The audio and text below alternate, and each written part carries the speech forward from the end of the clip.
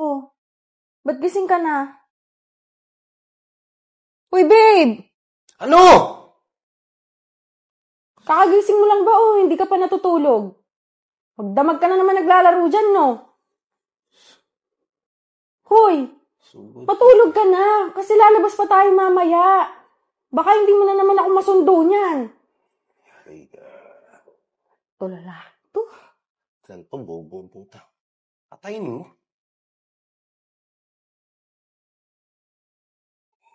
Ay, ka.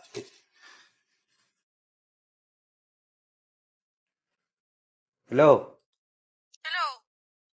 Nasaan ka na ba? Di ba susunduin mo ko? Nakalimutan mo na naman, no? Saglit lang, babawi lang kami ni Dino. Nag-isang game pa kami. Natalo kami. Sige na. Nako. Yan.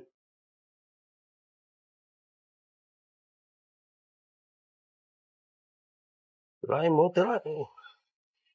First blood Babe, ka, gago. alam mo ba yung kliyente namin kanina, napakabait.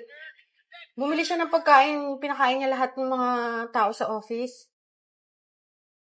Babe, Sige, sugod. Sa tower.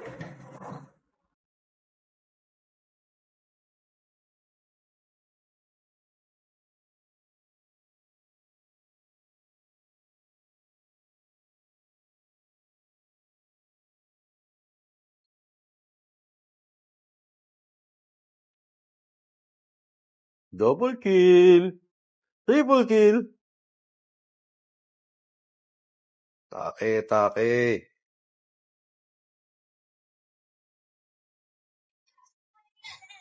ayoko na, Dek. Pagod na ako. Ano problema mo? Anong problema? Tinatanong mo sa akin kung anong problema, Dek? Wala ka na kasing alam sa nangyayari. Puro ka na lang laro. Panay na lang yung laro mo. Punyet ang laro yan. Wala ka nang inatupag kundi computer games. Kung hindi computer, cellphone naman. Ano ba?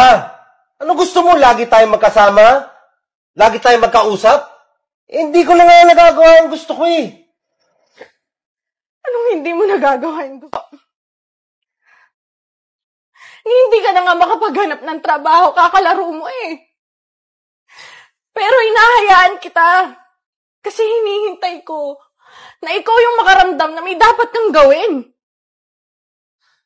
Maghahanap naman ako ng trabaho eh. Pag sinipag na ako. Alam mo, ang problema kasi sa'yo, pag meron kang gusto mo matutupad agad. Hindi ka makapaghintay. Konting panahon lang naman. Sigurado naman maghahanap ako ng trabaho eh. Yabang mo. Punyeta? Ako ba talaga yung hindi marunong maghintay? Tek naman. Sorry, babe. Mahal kita. Pero, di ko na alam kung hanggang kailan ko mahihintay ang pagbabago mo. Dek, pagod na ako. Pagod na akong umintindi sa'yo. Pagod na akong buhatin yung relasyon na to. Sana lang buhayin at mahalin ka ng computer at ng cellphone mo.